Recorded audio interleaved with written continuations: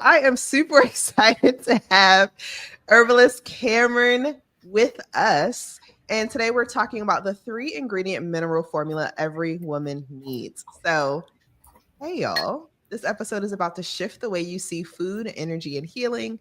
We're diving deep with Cameron, a clinical herbalist and founder of Bio Minerals, to explore how one simple 3 ingredient formula can flood your body with all 102 essential minerals you're likely not getting from your everyday meals.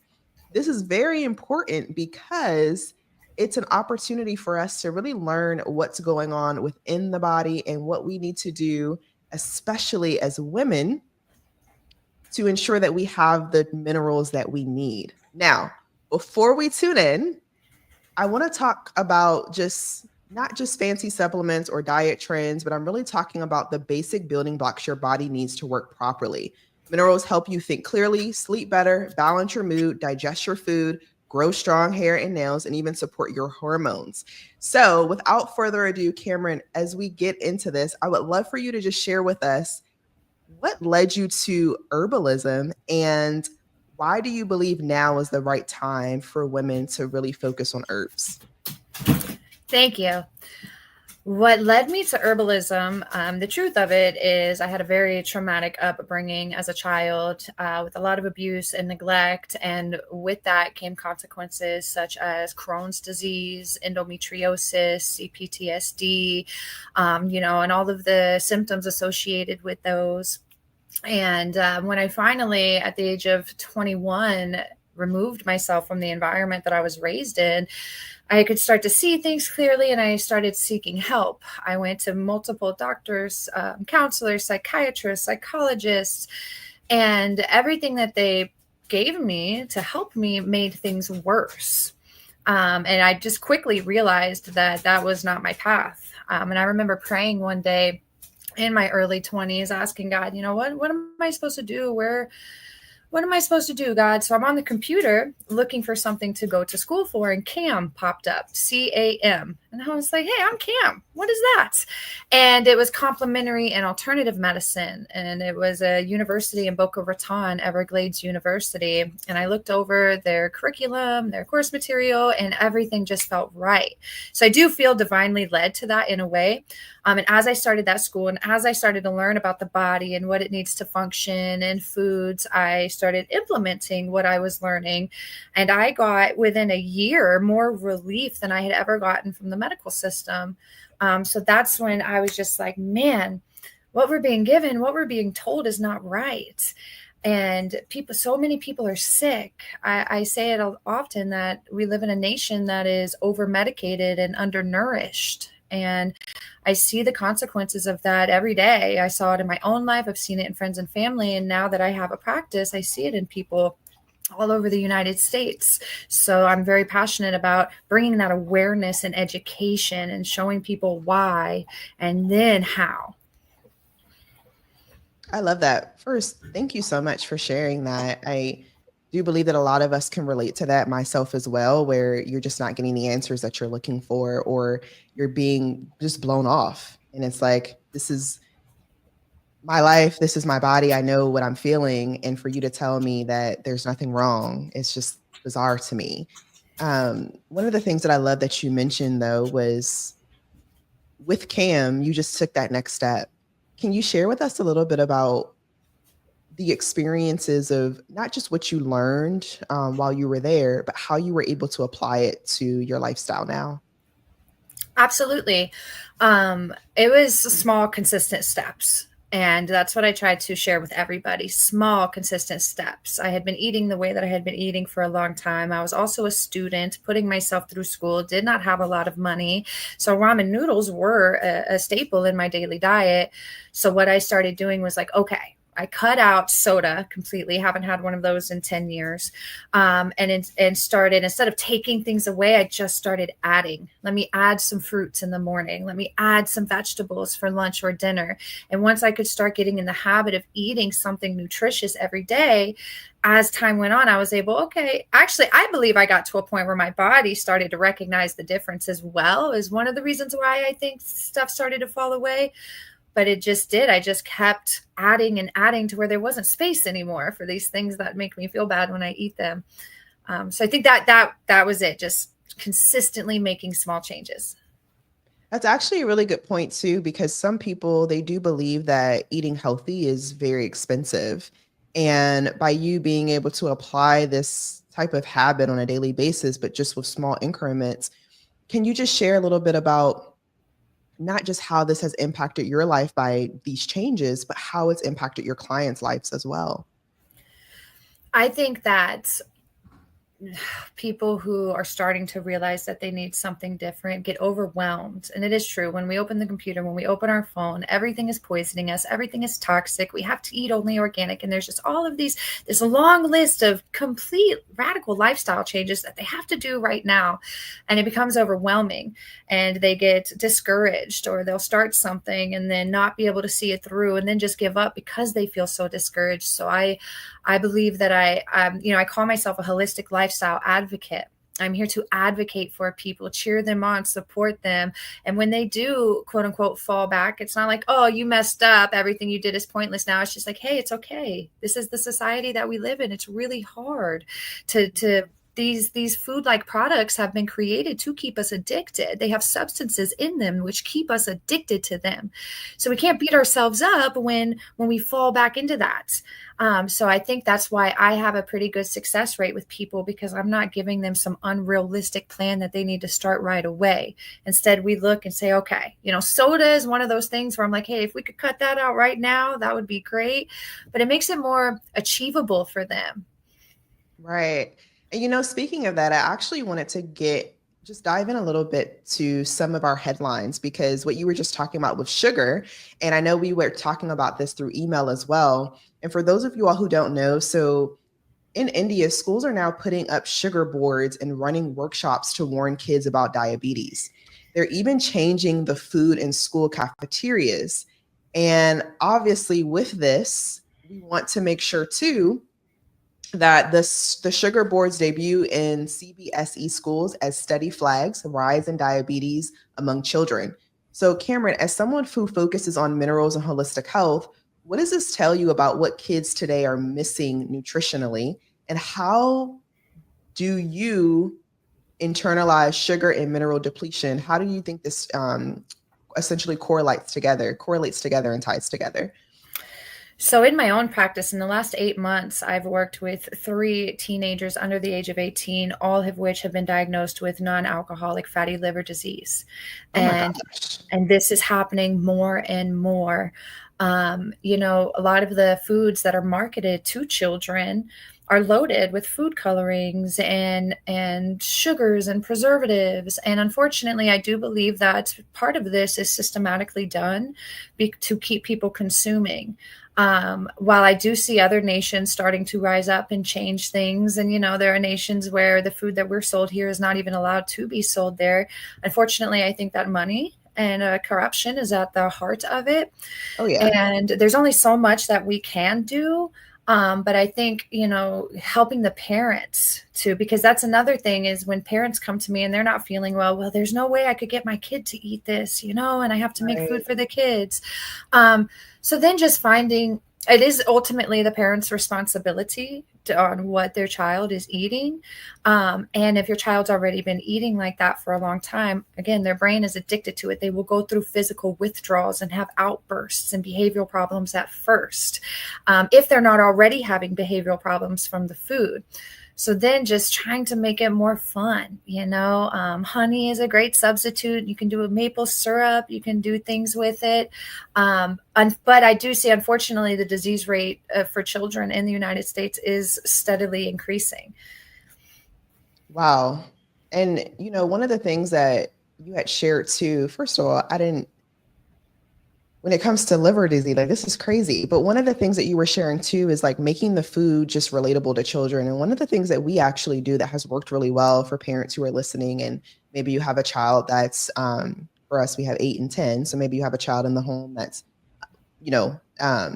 preteen years or younger. But one of the things that we do is we actually make it fun through having them cook with us. So, we have it like, maybe Tuesdays is like a taco Tuesday, and they're super excited about making tacos. And instead of using, for example, um, instead of using like random tortilla chips or anything like that, we actually look at the ingredients. We look to see, how many things it has in it, maybe like two or three, and then we'll be able to use that. So what I'm sharing with you is this is a great opportunity for you to not just completely cut out the things that you're eating, but find an alternative based on the ingredients that's in it. I think that works really well too. So if you know that they love chips, it's not saying you're going to take away chips forever, right? But what are some other types of chips that they can eat that have just a better type of ingredient to it? And maybe they have less calories, or maybe there's something where they only have two or three ingredients in it. I think that is at least a better place to start instead of completely scrapping it altogether. That has really worked for us. Is that something that some of your clients do as well with children, Cameron? Yes. Well, I will say most of the clients that come to me really don't even know how to read labels. Okay. But I do have, the people that I surround myself with in my community, and a lot of them have children. They are aware of these things, and they do cook with their kids. A lot of them make sourdough chips. In the community where I am, going to the farmers market is very important for most people. We have a couple of them around. So also, and they take their kids there, and you can meet who's selling the food. A lot of these farms will allow the children and anybody to come to the farm and see the operation. So yeah, I think that's a beautiful idea. The only thing that comes to my mind first is teaching the parents how to read the labels, because a lot of people don't know that. Right. No, that's super helpful. Do you have anything out there to help with reading labels, or is that something that I'm working on some content right now. I'm just now really building my YouTube channel. I talk about it a lot when I educate offline. But also too, I'm really big on empowering people. We live in the age of information. So really you can just YouTube, like how to read labels. One thing that I talk about a lot, I've gone to assisted living facilities and like other institutions and taught this also, is when you're reading the label and it says sugars, underneath of that, it will say added sugars. And those added sugars are oftentimes the fake processed white sugar. And I tell people, I'm like, okay, if that product that's this big says that it has 9 grams of added sugar, you have to picture that sugar before it's been liquefied and turned into syrup. And then picture that. And that's really how much sugar you're getting in this little thing. So I do teach a lot about it offline, but I'm working on online content. I love that. Well, yeah, please keep us posted, because I think that's definitely something that our audience should obviously learn more of how to work with that too. Now, I do want to switch gears for a second, because I know everyone is curious about the 102 minerals. Can you talk a little bit more about what these minerals are, what the formula is, and why do we need it? I will. One thing I like to say is every single body is different. So I do my best to not say that there's something that everybody needs, unless you're talking about magnesium chloride. Though I do feel that everybody could benefit from this if their digestive tract is clear and able to even process it. So when I work with people, if they're not going to be able to even absorb and utilize the nutrients, we have to work on that first. So I want people to keep that in mind with anything that they're taking. Is your body even able to use it? But this formula, I crafted it. I was just doing research online and found something that said, burdock root, Irish sea moss, and bladderwrack combined give you all 102 minerals. And I said, okay, let me see. So I went through and looked at the mineral contents of each herb, and they do. And what these are, bladderwrack and Irish sea moss, are 2 types of seaweed, and they are loaded with minerals. And then burdock also, but more than just being loaded with minerals, they also, probably because of the mineral content combined, they give your body 102 minerals that it needs to thrive. And a lot of Irish sea moss is great. It only has 92 of the 102 that we need. Mm-hmm. And to me, it's just like dehydrated vegetables. the importance of minerals is that we are hydroelectric beings. We are water and electricity, and minerals really help to serve as the spark plugs that help to keep the current flowing and keep everything from your nutrients to your oxygen to the water that your cells need to keep all of that flowing through the closed circuit that is our body. And because a lot of the food that we have is loaded with sugars and preservatives. Sugars strip our bodies of minerals. We are surrounded by so many things that strip our bodies of minerals because minerals work to bind to toxins and foreign things in the body and carry them out. And because we are bombarded by so many, most of our minerals are doing that. If you're on any pharmaceuticals, stripping you of minerals, antibiotics, perfumes, body wash, laundry detergent, and our soils. We should be able to get food, minerals from the food that we eat, but because of industrial agriculture and monocrops, most of our soils are also stripped of life. So we're not even getting it from the food, which is why I really loved making this supplement, and always I tell everybody, herbs work with you, not for you. Don't just take the supplement and think that you don't have to eat your vegetables because, these were grown in soil also. In which the herbs that I do get are tested and the soil is tested, and I do my best to only source herbs from reputable places with good soil, but you never really want to rely on just one thing. And now studies are starting to directly link type 2 diabetes and over 80% of heart disease to a magnesium deficiency. And magnesium is one of the all the minerals are important, but most of them need magnesium to do their job. Mm-hmm. And minerals really are on the rise, and more studies are being done to show depression, anxiety, fatigue, thyroid issues, kidney issues. I mean, you name it. So much of it is coming because your body doesn't have the nutrients that it needs to function properly. Right. No, this is some powerful stuff too. How do we get a hold of this? Like, is this I know you source it yourself, but say we're not in your area, like how can we make sure that we're I ship it all over the United States. I can ship outside of the United States, but it costs anywhere from $30 to $50. Okay. And what I do is I source these herbs, I dehydrate them, I grind them myself, I pack them into the capsules myself, because that's another thing. The supplement industry, I feel, has been corrupted also. Mm-hmm. And a big thing that I like to bring to people's awareness is when you are getting, like, let's use turmeric as an example.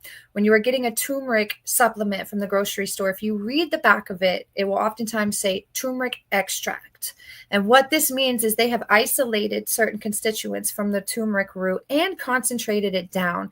That is making it more drug-like. Plants are communities, and they have all of these constituents that all work together to produce the physiological effects in your body. And just like humans, when you take these constituents away from their communities and isolate them, they behave differently. Right. Now, with the turmeric extract, I've really seen the consequences in the elderly population. I have seen men and women's kidneys start to fail, liver problems start to arise by working with turmeric extract. Mm-hmm. Whereas, so I am really big on using the whole root or the whole, leaves and flowers, depending what plant I'm working with and for what reason, because then you get the, it might not be as strong and potent, I guess. It is definitely as potent, but you're going to cut the risk of side effects. Right. No, this is great. So just walk me through this for a second. A client, from an online perspective, a client hops on a call with you. They have the conversation to see what's going to make the most sense for them. It may not necessarily be that right away, right? Because you have to make sure that their body is able to be accustomed to that. That would be my first question. How do you know? Like, how would they know if their body can even handle it? So some of the signs that you can look for is, for instance, if they're not having regular bowel movements, or if they're bloated all of the time, or have gas or heartburn or acid reflux, or if they have skin eruptions or acne and pimples. What that often signifies is your body's not able to eliminate toxins properly. So they're trying to express themselves in any way they can. And our skin is our largest detoxification organ. So questions like that. Yeah. Okay. And then once you get that under control, how long does that normally take, just on average, before you can move on to the actual 102 minerals?